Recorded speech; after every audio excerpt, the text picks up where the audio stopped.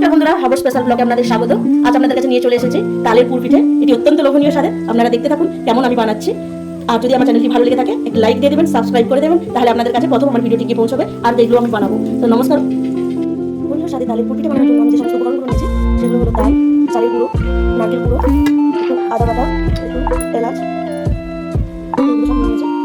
তালের পুর পিঠে বানাতে আমি প্রথমে কড়াটাকে গরম করে নিচ্ছি। কড়াটা গরম হয়ে গিয়েছে, এবার আমি চালের গুঁড়ি দিয়ে দিচ্ছি।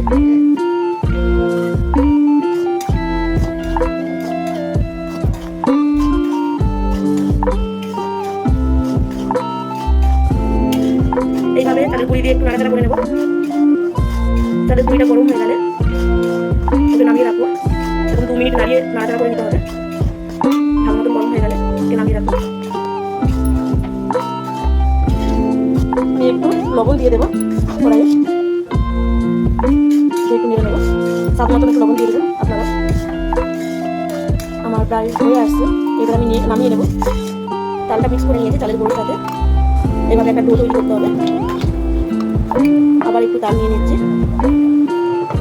যতটা চালের গুঁড়ো নেব তার সমপরিমাণ তাল নিতে হবে, তাহলে পুর পিঠে বানাতে সুন্দর একটা টেস্ট আসবে।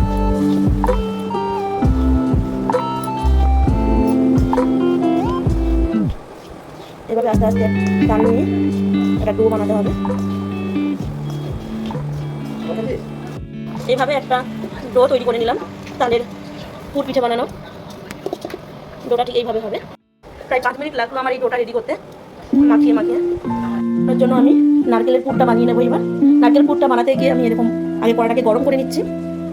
কড়াটা গরম হয়ে গেলে দেখে নিচ্ছি কড়াটা গরম হচ্ছে কিনা। তো কড়াটা গরম হয়ে গেলে এর মধ্যে আমি নারকেল পুরগুলো দিয়ে দেবো।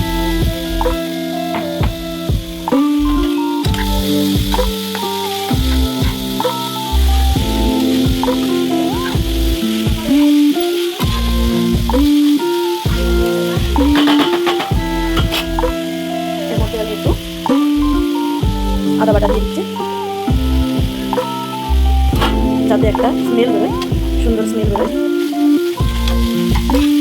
আদা বাটা দিলে ভালো লাগে।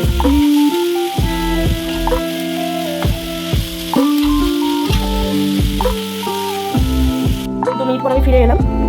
এরপর আমি নারকেলটাতে একটু এলাচ দিচ্ছি। এলাচ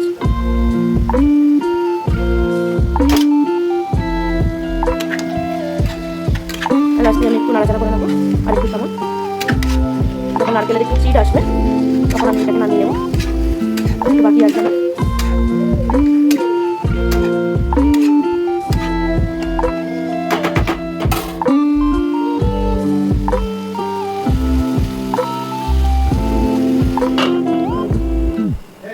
আবার একটু মিনিট আমি ঢাকা দিয়ে রেখে দিলাম। নিলাম 1 বাটি চিনি দিয়ে আমি একটু নাড়াচাড়া করে নেবো।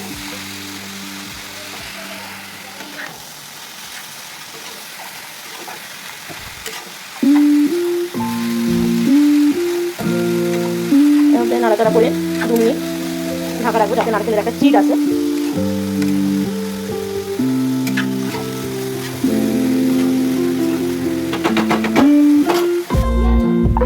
5 মিনিট নাড়াচাড়া করার পর আমার নারকেলের পুরটা রেডি হয়ে গিয়েছে। এরপর আমি নামিয়ে নেবো পাত্রে থেকে। এরপর আমি নামিয়ে নিলাম পুরটিকে। আমি একটা এইভাবে নামিয়ে নিচ্ছি।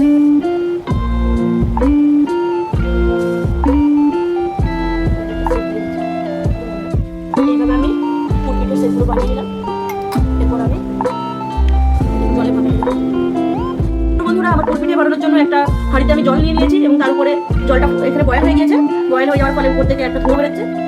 এর থেকে বোঝা যাচ্ছে যে জলটা বয়েল হয়ে গিয়েছে।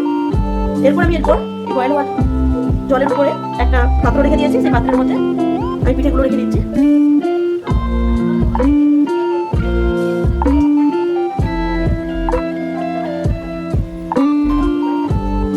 সবগুলো দিয়ে দিয়েছি।